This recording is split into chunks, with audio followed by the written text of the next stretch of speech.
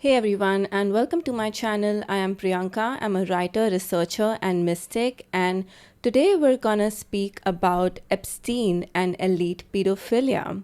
But we're not really going to talk about what's being covered in the mainstream or what's being released in the files because honestly, that is all just breadcrumbs. Most of the information is redacted, and the way this whole issue is being discussed in the mainstream media is very withdrawn from the true reality, the true context of this, which is that elite pedophilia is a part of satanic ritual abuse and mind control. And that's what we're going to discuss in this video because the general public, the social media, when they're discussing Epstein, they are really misattributing this to different cultural issues that we face in normal society, like patriarchy, gender issues, or race. Or they're comparing Deepak Chopra, for example, to a perverted Indian uncle. And that's not what this is. We cannot enter into this conversation without understanding Satanism or black magic or mind control, because that's what this is really about. And it's not as if this is the first time that we as a society are being called to confront the nature of this evil. There have been so many exposés in the past, like the Pizzagate scandal, or different isolated incidents where several sex trafficking rings are connected to the elites. So, to truly understand this, we have to confront the spiritual aspect of this. And in fact, the elites are counting on us not understanding that how is this whole thing about demonology? How is this whole thing a part of a spiritual war? And there are people who will say that don't look at this darkness, just ignore it. But we have to understand that the more we ignore it, the more we also perpetuate it. We all stand for a certain cause in life, right? Like for someone who cares about animals, they want a world where we do not harm animals. And when it comes to conspiracies, I do not see it as simply a lens to look at our reality. I see it walking a few steps closer towards the truth. And spirituality is not just about confronting your own shadow and your own personal spiritual development, right? Your own personal journey is also closely connected to the state of our world, the collective consciousness that we live in. So, from time to time, we are called to confront the true nature of evil that operates within this world, and we are called to integrate that shadow by looking at in the eye and accepting it. And hopefully one day we would live in an ideal world where we all truly begin fighting this evil and taking down these people. For example, few years back, I wouldn't have imagined people looking at Bill Gates in the light that they look at him today. And I would literally just go about telling people, look, he is evil, but people wouldn't understand. And then today he was dropped off, or I think he backed off from the AI summit that was happening in India. And that is progress, right? And it wouldn't have happened if there were no efforts to expose this evil that runs the world. And the reason why we see so many people who are also doing good deeds, but they're evil, because Bill Gates, he does so much philanthropy, right? And you'll see a lot of philanthropists being evil. That's because this is how we also understand the nature of the Illuminati, the people who operate within them, because they have a law that you also have to balance out your evil deeds with your good deeds. So that's why we cannot enter these topics without understanding the occult. And because people are not even looking at different conspiracy experts or occult experts to understand this topic and just looking towards the media, there are so many question marks. Like my own friends, like they've been asking me why so much evil, or why the elites, and why children. And all of these questions will only be answered if we acknowledge the occult and spiritual aspects of this. So let's begin by understanding why sexual abuse, right? Because in order to maintain the Illuminati pyramid control system, they need people to do their dirty work. They need fall men. They need to get things done and maintain this system. And for that, they need to not only sustain evil, they also need to create new evil. And no better way to do that than to get people to engage in their lower urges and lower impulses. So I'm just going to briefly lay down the Illuminati pyramid control system for you. And for people who don't know, I have actually written a book on the Illuminati where I have broken down these control systems very deeply. But I am not going to promote my book right now because I have to edit some things out. I have to change some things. But just to briefly lay down the control system for you, it is a top-down hierarchy pyramid, right? And it begins from the bottom with different facets of our society, like different institutions, organizations, MNCs in the finance sector, economy, banking industry, the military industrial complex or education system, and different NGOs. And then from there, you move upward to what I call as front organizations. And these are the organizations that make sure that different countries in the world are on the same page, which is the United Nations, the World Bank, the World Trade Organization. And then from there, we move on to semi-secret societies. Now, these societies are like the Bilderberg Group or the Council on Foreign Relations or the Trilateral Commission. And these guys basically meet once a year, and it involves the most influential people from different sectors all around the world, from different countries, coming together and discussing the direction that they think the world should go in, whether it's about geopolitical issues or the global economy. And most of these meetings, what they discuss in these meetings, is not even revealed to the public. And from there, we move on to the secret societies. And these secret societies also have a front cover, or they have lower levels in which any regular person like you and me can also be a part of. And then they have higher degrees. And this is a structure of some secret societies, and then other secret societies are completely secret. They don't have the lower levels at all. So some of the secret societies involve the Freemasonry, the Rosicrucians, the Black Nobility. And this is also where the royal and the nobility comes in, like different kings and queens of different countries. They are also a part of this. And when we look at these secret societies, we understand that on the surface, it may look like the nobility in different countries, they're not really involved in world matters, but this really tells us that they are involved in world matters through this top-down control system. Then we move on to understanding the bloodline families. So the most known bloodline families are the Rockefellers and the Rothschilds, and we know a lot about them, how they control the different systems. We have the most data on them. And there are more bloodline families, but I would say let's not get too specific with the names, because these families, they keep fighting within themselves. And we also know some names because they want us to know those names. Like, you really don't know what goes on at the top.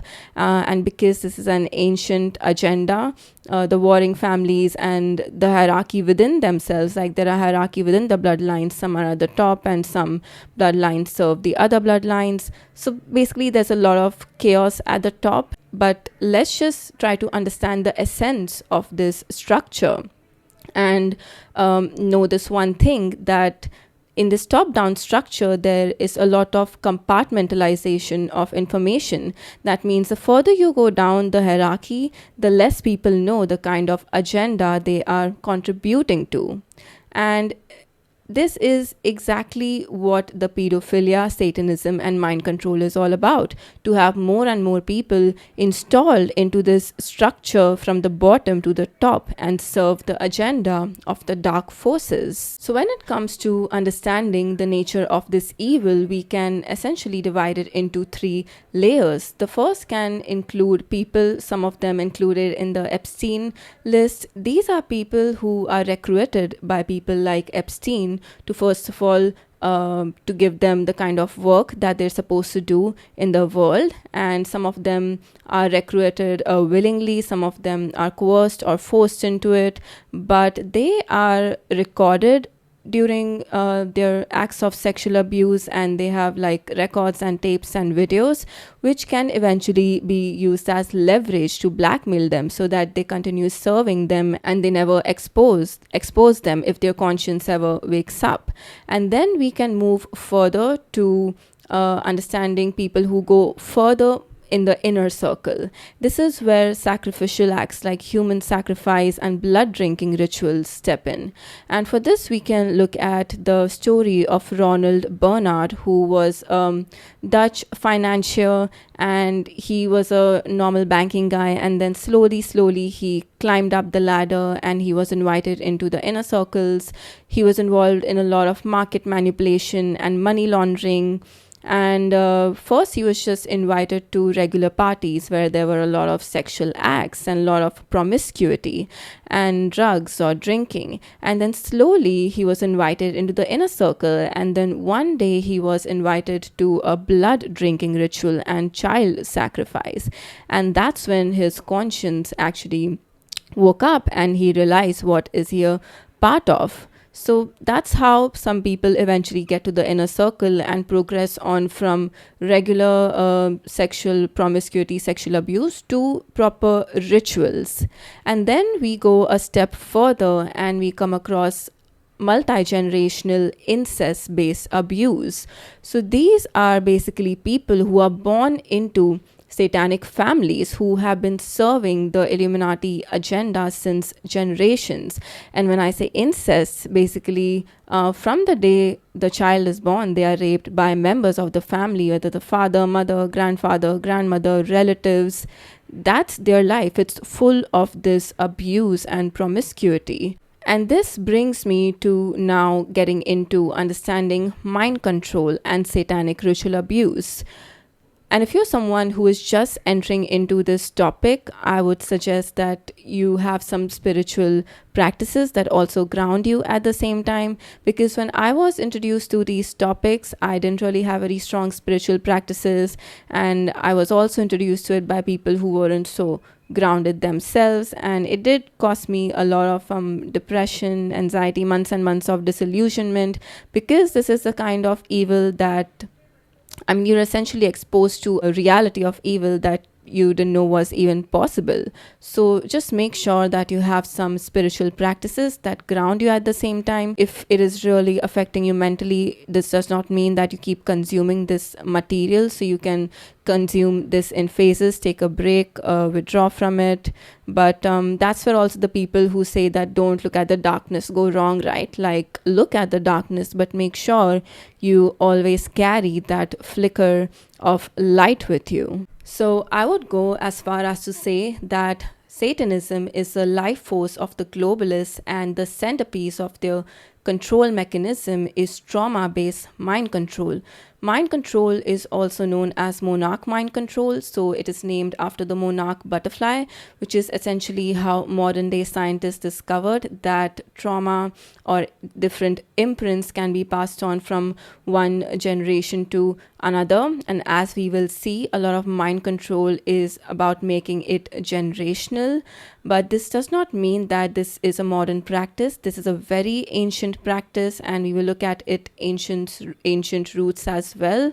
But mind control is using a lot of trauma and torture tactics to create splits inside a person's mind, to create different compartments in the person's mind, which eventually become individual personalities or alters. These individual personalities are known as alters. They're basically different people inside one person's mind, and each personality is protected by a barrier of amnesia. And this is done in a 3-step process. The first step is dissociation through trauma. The second step is suggestions with hypnotic cues. And the third step is conditioning. So coming to the first step, which is dissociation through trauma, is basically using different torture tactics from immersing a person in feces, forcing them to drink urine, blood, and this also involves being raped, having sex with dead bodies, being electrocuted, being left in dark pits for days, and sensory deprivation. There are almost 1,000 torture tactics that they use. And what this does is, when a person is being traumatized and is in an immense amount of pain, they withdraw from conscious reality, like their mind basically becomes unconscious to sort of escape from the pain. And this is the first step to make the person dissociated from conscious reality. And then comes the second step, which is suggestions. So while the person is cut off from conscious reality, that is when the programmer, so the programmer is basically the person who is programming the victim through these tactics, they insert certain codes or hypnotic cues, because hypnosis is basically being in an unconscious state, right? So one of the ways to induce that unconscious state is, first of all, through trauma, or some people also use drugs. Like there are lists and lists of drugs that the Illuminati use that you might have not even heard of in the mainstream. So they use those drugs to induce an unconscious state, and that's when they insert certain codes.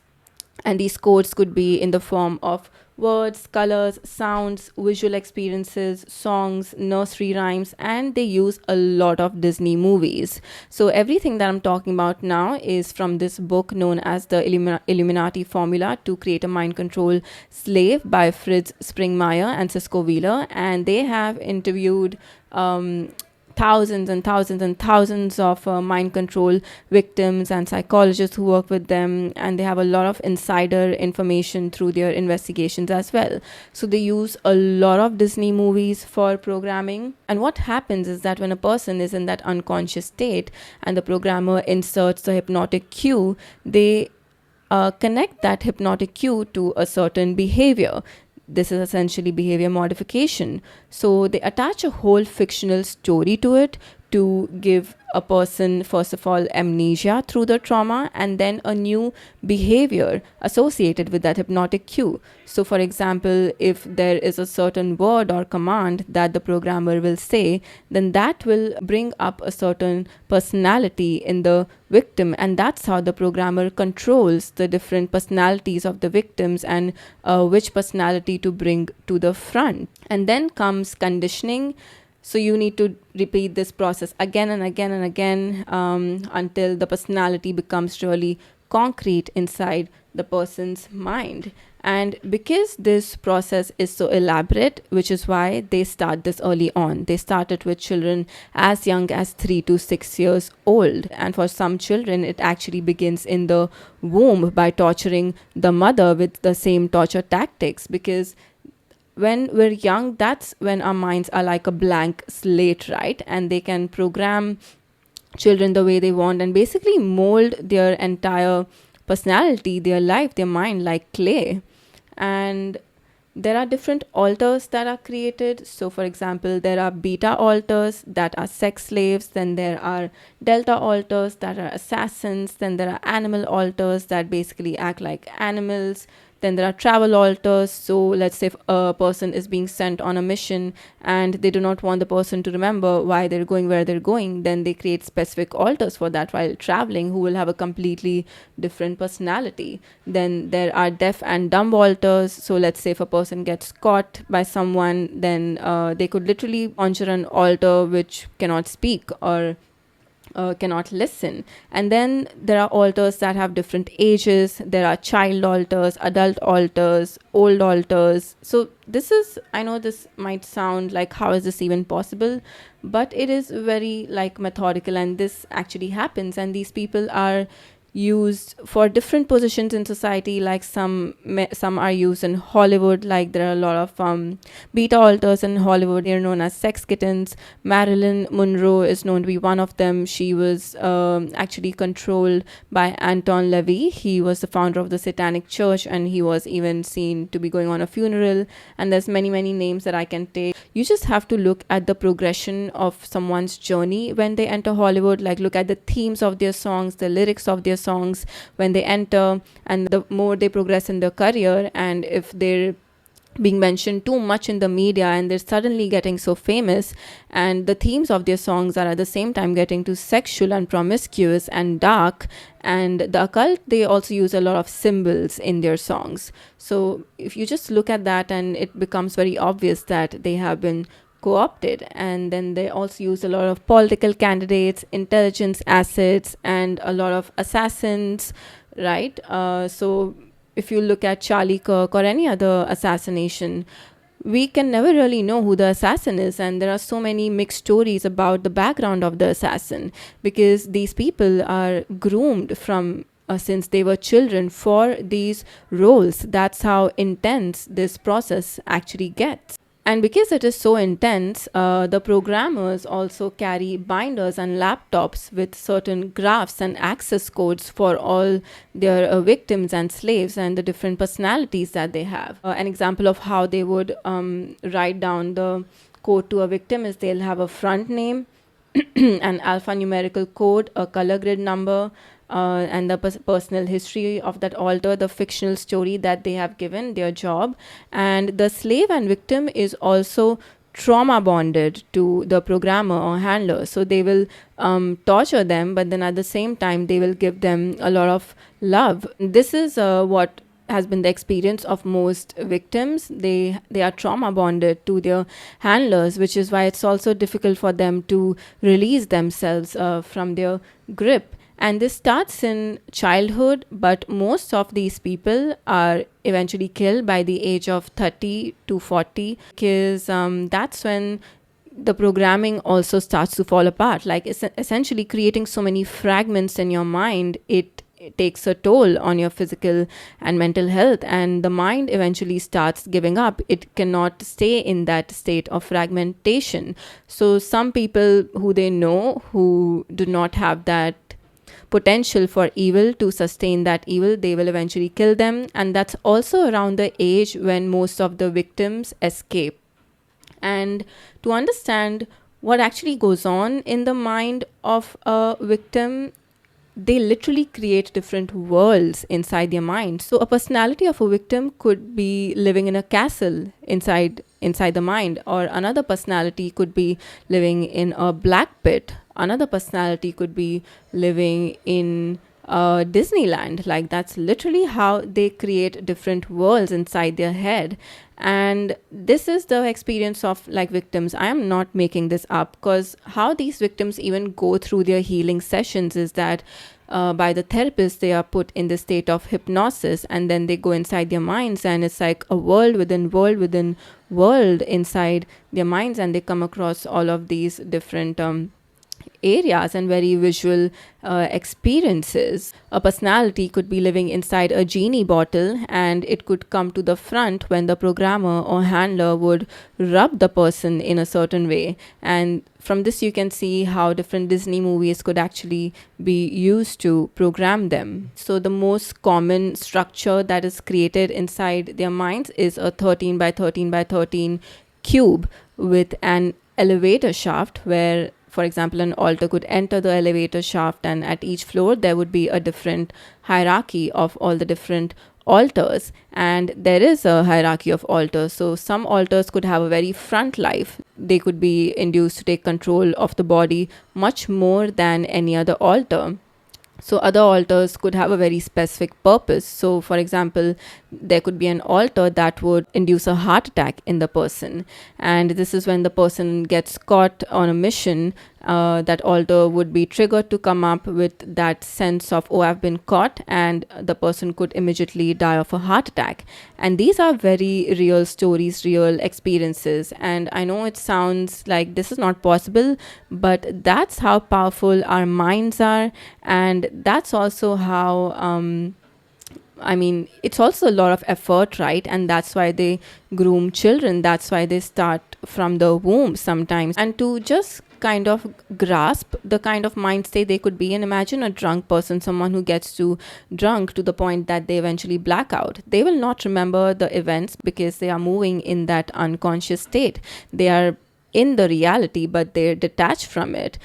that's the kind of state that these people live in. They will literally kill a person, or they will give birth to a baby in their lifetime, and they will not remember it because they have no sense of time, and they're moving from reality completely like disillusioned. And even for the victims who escape, they take years and years and years to recover their memories. So for example, for some victims, they induce a lot of allergic reactions while torturing them.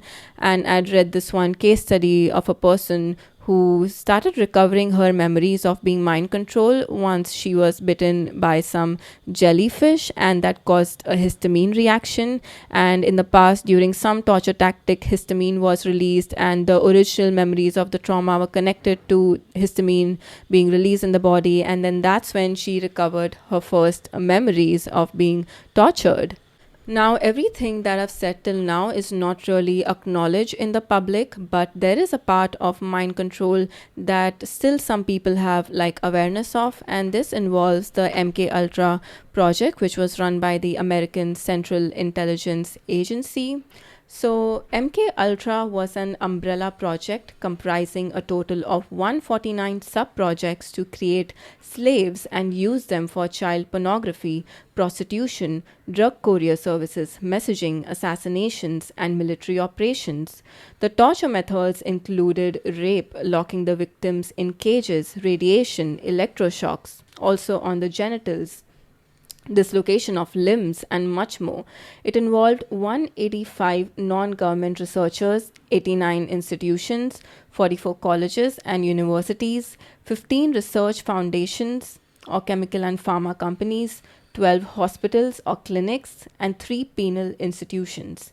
The details of this operation have been revealed through documents unwillingly released by the CIA, minutes of Senate hearings, an advisory committee set up by Bill Clinton, court and investigation files, and testimonies of survivors and their therapists. So, in the public, it is said that this project has been shut down, but most people would think that this was the beginning of mind control. But this project was neither the beginning of mind control nor was it the end of it. In fact, the word MK, the K in MK Ultra, stands for Control A. I don't know the German pronunciation, but it is basically a German word because the roots of MK Ultra actually go back to Nazi Germany. So MKUltra was basically an experiment, right, to expand mind control. And it was sold as this national security project to study behavior modification to prepare for any attacks by the Soviets or China. But that's clearly what not it was. So the roots go back to the Nazi concentration camps, and the main person associated with this is Joseph Mengele. So he was known to be in these concentration camps, and there are a lot of investigations on him. And he used to literally throw babies into the fire, get inmates to stomp on the bellies of pregnant women, and he has killed thousands and thousands of people. And he wasn't the only one. So after Germany lost the war in 1945, several scientists and military people and different experts from Nazi Germany were transported to different developed countries, mainly US and UK, under this project known as Project Paperclip. And not just them, their research was also confiscated. So a lot of the mind control research was confiscated, and it is stored in Suitland Annex in Washington, D.C. by the US. Like everything that they understood from torturing the people in the concentration camps, those documents were transferred. And they said that Joseph Mengele basically died around that time, but he did not die. He in fact came to the US and he refined a lot of the mind control operations, because a lot of victims have come across him and described him as the angel of death, and he was cited under different names like Dr. Green, Dr. Black, and just one of the most prominent people in this whole mind control thing. So let's just look at the testimony of Christine D. Nicola. So she was a mind control victim under MK Ultra, and let's just look at the torture tactics that she was put through, and many other victims have also corroborated this. So the perpetrators lock her in a cage, give her electric shocks, then leave her alone in the dark. brutal rape by her father, tied naked to a table, tortured with electric shocks, or spun around on a turntable. The perpetrators tie her naked to a wall, shock her, and rape her. Then she is tied up in a wooden box. Electrodes are attached to her whole body. Bugs are poured on her. The box is closed with a lid. The perpetrators threaten to bury her alive. She is forced to drink disgusting fluids while receiving electric shocks. She is locked in a cage. The perpetrators throw live snakes at her. Then she gets shocked until the snakes fall off her. The victim is held over a snake pit and threatened to be thrown in. Her joints are dislocated and put back in place. She is locked in a box and covered with itching powder. These torture tactics are what different psychologists and counselors have discovered from the victims of MKUltra, and they have tried to sell this project as a drug experiment for behavior modification. And now let's get to understanding the ancient roots of this, because this evil is ancient, it is not modern, and this can be traced back to the mystery religions of Egypt, Babylon, and Greece. And we can see these exact methods laid down in the Egyptian Book of the Dead, where they mention using torture and intimidation tactics to enslave the victim, and then using potions or drugs to send the victim into a hypnotic state, and different drums and sounds to induce a further hypnotic state. And then they mention casting spells, like using words to further induce hypnotic cues in that state. And this leads to the total enslavement of the initiate to be mind controlled. And CIA Director Stanfield Turner in 1977 said that they have spent millions of dollars in studying witchcraft and voodoo. So we also have official records of this, that they have basically gone deep into this. And this brings me to now understanding demonology, because till now we were just looking at the psychology and science behind mind control. But the psychology and science of mind control is rooted in demonology. So for anyone who is new to esoterica and is not familiar with the concept of angels and demons, or the structure of the human being and how are we connected to these hierarchies, spiritual hierarchies above us, any impulse that you have at any given second is always connected to a stream of consciousness of the spiritual hierarchies. You can either have your angel or on one shoulder or the demon on another shoulder. For example, if you are even addicted to something, so that is not an impulse that comes from the angelic hierarchies, right? That is a lower impulse. So demons are basically these non-physical spiritual entities who feed on all of your negative and lower emotions and urges. That is food for them. That's how they survive. The more you exist in that consciousness that feeds them, the more they're also able to enhance it and amplify it. And there are different hierarchies within the demons, and they have been spoken of across cultures. Like, they are known as the asuras in Hinduism. And what happens in mind control is that the personality splits, the altars, are layered in with demons. This is where the ritual sacrifices come in, because the demons need something to be sacrificed. You need certain acts that are evil that invite them. And a mirror of this is when you look at, let's say, white magic. So when you conduct in Hinduism, for example, we do these practices known as yajnas, where you have fire and you put certain elements into the fire, like you put in ghee, and that is a food for the devas, for the angels, and that's how you get their blessings.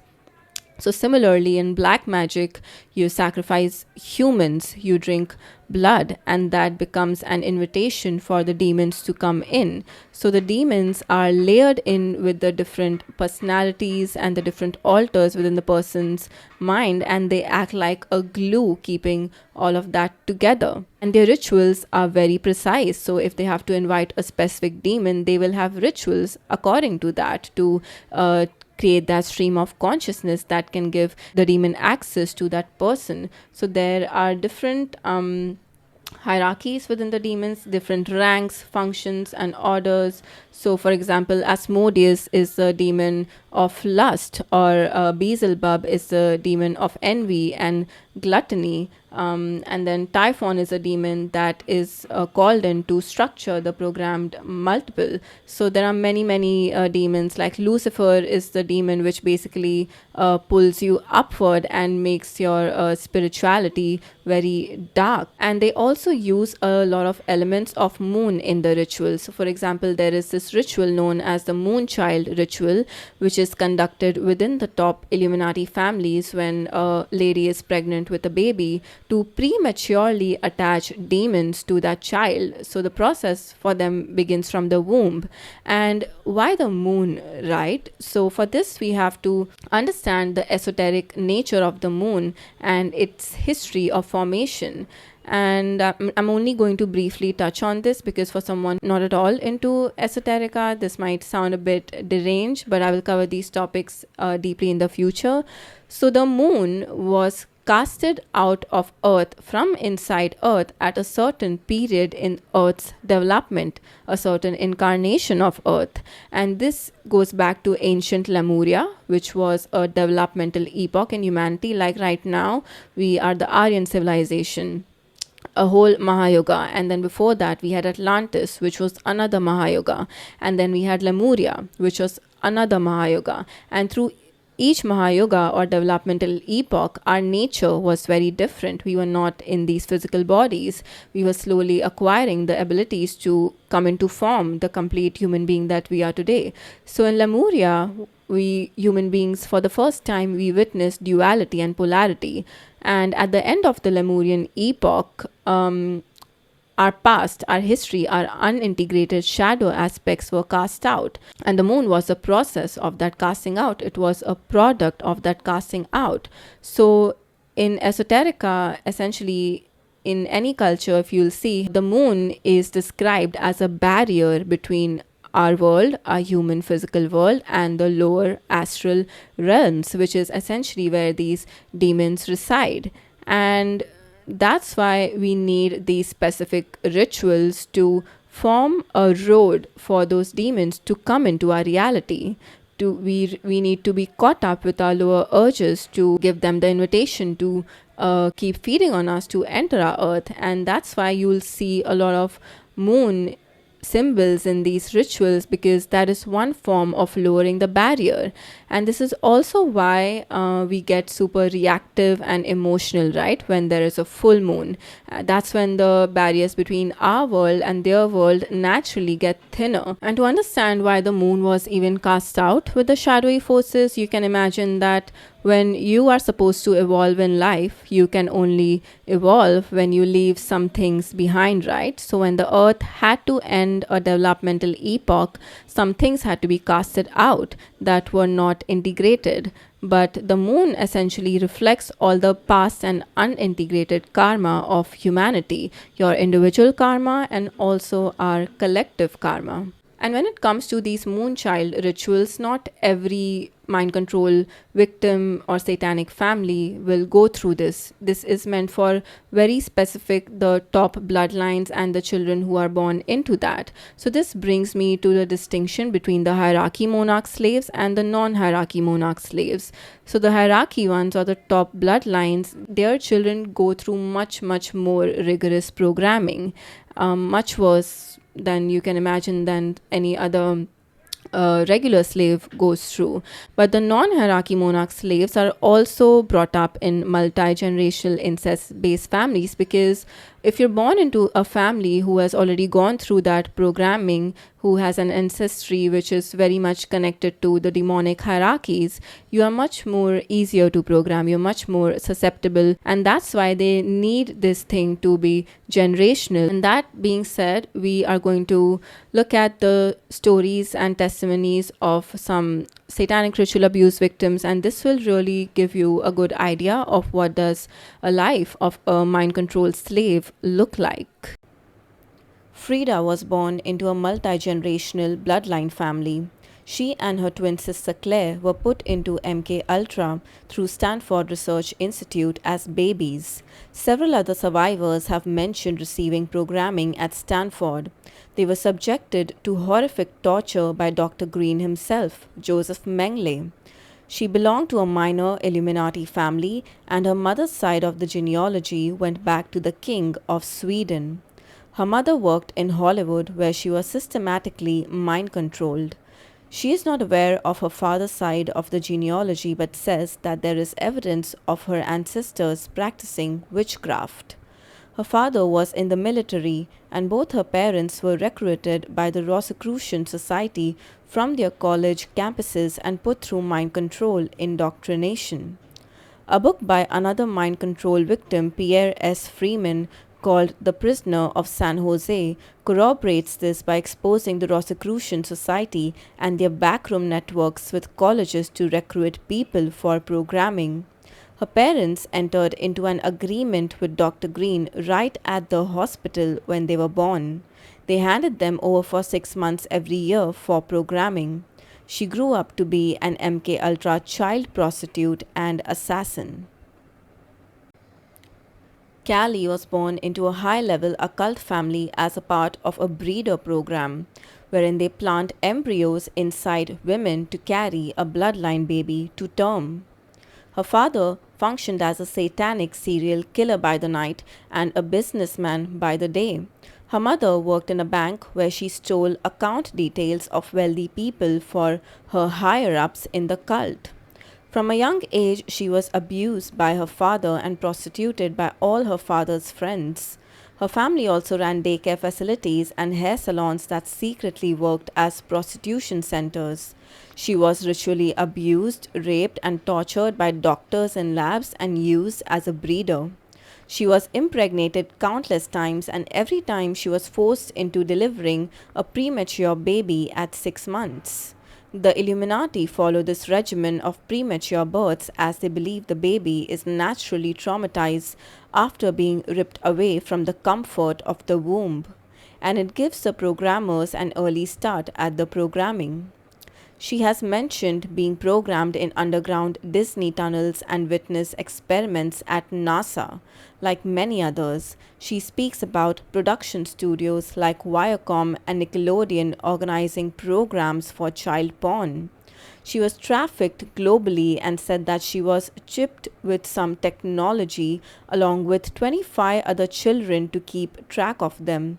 She has had personal experiences with Epstein and described him as a fall man who she has witnessed undergoing torture. She also speaks about being trafficked to the royal family, Freemasonic corps, and the White House. Cheryl was born into a bloodline family that lived with a Freemasonic cover. Her programming started at age 2 and she entered MK Ultra at age 4. Her step-grandfather was her father's programmer and also part of the CIA. He was the one who told her father to sign her up for MK Ultra. Cheryl's father was paid $200 for her and her sister through Monarch Life Insurance Company. She underwent hours of testing before deemed a fit candidate for the program, including an IQ test and birth chart analysis. She was programmed to become a sex slave and auctioned off to the highest bidder in pedophile circles. Some of her abusers were Freemasons, and some popular people who have abused her include Michael Aquino, Joseph Mengele, the Bush family, and the Rothschilds. When she was 12 years old, she conceived a baby girl who was sacrificed in a ritual by her father to rise to the higher levels in their satanic cult. Then she was 15. She remembers having another baby that she was told was given up for adoption. She also talks about programming and rituals in underground tunnels in Disneyland and the rituals where they worshipped Egyptian goddesses. Her father had something special about his bloodline as he had a total of 56 children even though he lived with Cheryl and her family. Kathy is the most popular MK Ultra case that also exposes the deep state pedophile networks. She is an MK Ultra survivor and author of the book Transformation of America. From an early age, she was abused sexually by her father. She describes how her pedophile father bragged about substituting his penis for her mother's nipple soon after she was born. Her father also allowed his friends to abuse and rape her and her brothers, just as her father and mother faced abuse as children. Her uncle was a pilot in Air Force intelligence who claimed to work for the Vatican. He was also a commercial pornographer and forced Kathy and her brothers to take part in many porn films from a young age. Kathy came under the CIA's radar after her father got caught sending child pornography through the post, a film of young Kathy having sex with a boxer dog. The United States government put forth an agreement not to prosecute her father if he handed over Kathy to them. The man who arrived at Kathy's house to give her father the ultimatum was Gerald Ford. Kathy's father was then sent to Harvard University to prepare his daughter for the handover. From then on, she began her training to become a presidential model or a sex slave to presidents. Kathy has had abusive encounters with several political elites. Gerald Ford raped her in the office of the Michigan state senator, who also raped her. One of her handlers was Lieutenant Colonel Michael Aquino of the US Army, a top man in the Defense Intelligence Agency Psychological Warfare Division.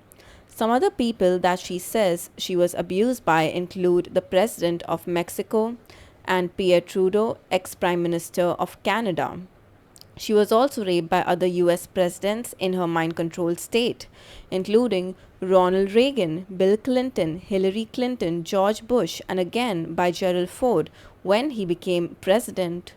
George Bush also regularly abused and raped her daughter Kelly as a toddler. A lot of mind control survivors have named Hillary Clinton and described her persona as extremely demonic. Kathy details her experiences at the White House, Pentagon, NASA, and other key military facilities. Many other survivors have named the same people and places as Kathy. So these are the testimonies of just 4 out of the thousands and thousands of victims of satanic ritual abuse. And you can see how ingrained this is into our system. This is not some corner of the world isolated incident. This is very widespread. And if you feel disillusioned by now, I would recommend take a pause, just go meditate or get in touch with your spiritual practices, because this can tend to just shake you up. And to understand how widespread this is, so there is this team of researchers who have come up with this entire digital map. They are known as Team F Society, and this map shows the different places where these rituals are conducted all over the world, and they have interviewed thousands and thousands of victims to create this map. And they also mention the different organizations and institutions involved in this. And this is enough to know, because different people are naming the same people, the same places, and the same theme of rituals. That's enough to understand the reality of entire operation. And you will see that most of the rituals are concentrated in developed countries like New Zealand, Australia, US, UK. That's because child trafficking that happens from the developing countries, the third world countries, to the developed countries is essentially for children to be sacrificed in the rituals. These are the children that are used not for mind control, but to be sacrificed in these rituals. And lastly, now that we have understood the occult, demonic, and satanic aspects of this, we also look at people who were involved in this, like Deepak Chopra or Stephen Hawking, who were on the world stage and they had so much influence and power. But as a layman, you could see nothing wrong with what they were preaching, right? And this is because we are unaware of our spiritual realities. So with someone like Deepak Chopra, his spirituality was first of all about wielding the spiritual world to achieve things in your material life, which is not what spirituality is about. Spirituality is all about sacrifice and surrender and just giving into God's will and living your life with the highest spiritual qualities and values and letting the material world take care of itself. And then his spirituality was also about just connecting with energies, random vague energies. You can see that the Illuminati are clearly worshipping demons, they're worshipping beings. Their spirituality is methodical, they're not just connecting with random energies. So they do not want us to be aware of the angelic hierarchies, the gods and goddesses, which is traditionally how spirituality has been practiced across all ancient religions, from the Egyptian to the shamanic to Hinduism.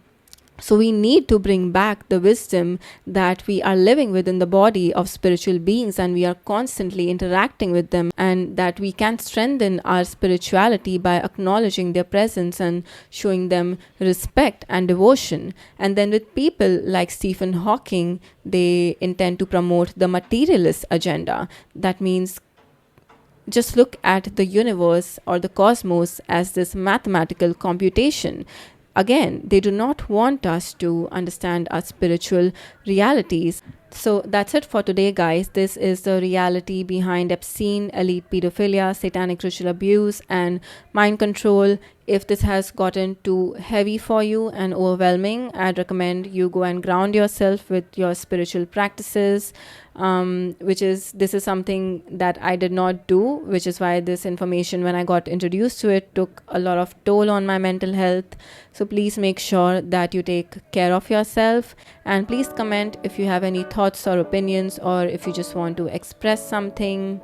And yeah, please like, share and subscribe, and thank you so much for watching. I will see you soon.